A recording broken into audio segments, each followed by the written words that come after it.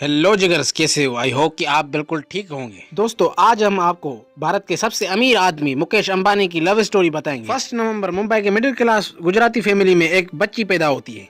Mother पूर्णिमा और father Ravindra भाई दलाल की नन्ही शहजादी नयनतारा। कौन जानता था कि नयनतारा बन जाएगी नीता, वो नाम जिसमें powerful, beautiful, style, fitness, business के कई सारे गुण मौजूद हैं। तो स्टार्ट करते हैं आज की ये कहानी बिना किसी को देखे और दिखाए। मुकेश अंबानी और नीता अंबानी की लव स्टोरी की शुरुआत अक्टूबर 1994 से शुरू हुई। नीता एक अच्छी स्टूडेंट भी रही। नर्सरी मांझी कॉलेज से कॉमर्स की डिग्री लेने के बाद उन्होंने इंटीरियर डिजाइनिंग भी पढ़ा। वो 5 साल की उम्र से ही भरतनाट्यम डांस सीख रही थी और वही डांस करते ही नीता की जिंदगी बदलने वाली थी। 21 साल की उम्र में नीता ने एक डांस कॉन्सर्ट में हिस्सा लिया, जहां पर डांस करते हुए देखने वालों में धीरूभाई अंबानी और कोकिला बहन भी शामिल थी। नयनतारा की डांस ने उन दोनों पर कुछ ऐसा असर छोड़ा कि दूसरे ही दिन धीरूभाई अंबानी ने नयनतारा के घर फोन कर दी। वो चाहते थे कि उनके बेटे मुकेश अंबानी और नयनतारा की शादी करा दी जाए। ये वक्त 1984 का था। तब उस वक्त आज की तरह फोन नहीं होते थे, बल्कि लैंडलाइन फोन होते थे। और धीरूभाई अंबानी ने लैंडलाइन फोन से नयनतारा दलाल के फादर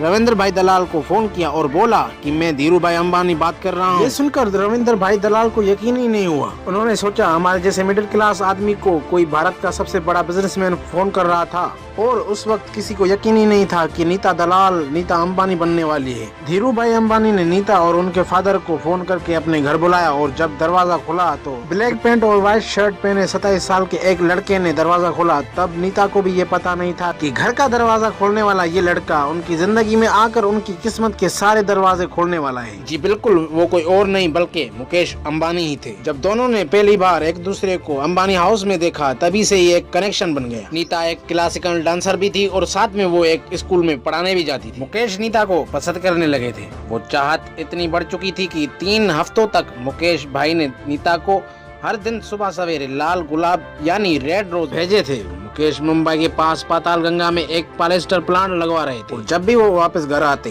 तो अक्सर रात हो जाती थी। और उस आधी रात में नीता दलाल को वो स्ट्रीट फूड के लिए पाव भाजी खिलाना नहीं भूलते थे। ये सिलसिला लगभग 3 हफ्तों तक चला और फिर 6 मुलाकातों के बाद एक दिन अचानक पेडल रोड पे ट्रैफिक के बीचों बीच मुकेश ने नीता को शादी के लिए प्रपोज कर दिया और कहा, मुझसे शादी करोगी?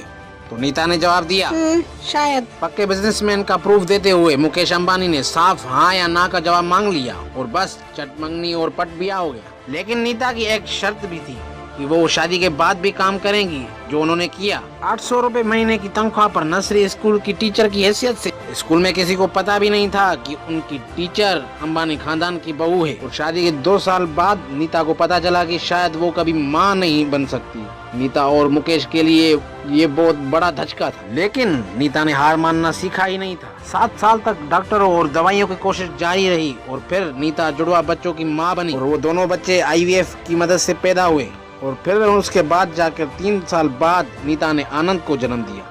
तो दोस्तों, ये थी दुनिया के टॉप 10 बिजनेसमैन की गिनती में आने वाले इंडिया के सबसे बड़े बिजनेसमैन मुकेश अंबानी और नीता अंबानी की लव स्टोरी। दोस्तों, अगर ये वीडियो आपको अच्छी लगी तो वीडियो को कीजिए लाइक और हमारा चैनल को कीजिए सब्सक्राइब, ताकि हमारे हर आने वाली वीडियो आप तक पहुँचती रहे।